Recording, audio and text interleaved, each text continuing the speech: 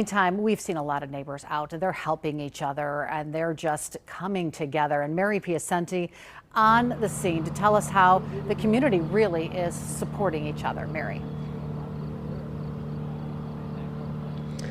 Cammy, just talking about the damage here doesn't do this situation a lot of justice. Now, Chris talked about a little bit of the damage, but as you can see to my left, power lines have just been ripped down, trees coming up from their roots, and houses are just down to the studs.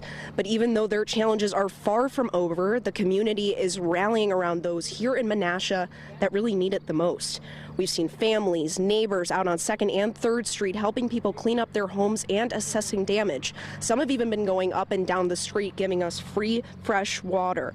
Feeding America of Eastern Wisconsin has also been out here today giving out non-perishables to impacted homeowners, including the Kemps, who say they're grateful for the outpouring of support for their neighbors. I feel really appreciative of that. I don't know that we need any help per se right now. I mean, we're pretty fortunate of compared to some of the neighbors and what happened down the street and stuff like that. But I'm just glad that there's people that can come and help other people.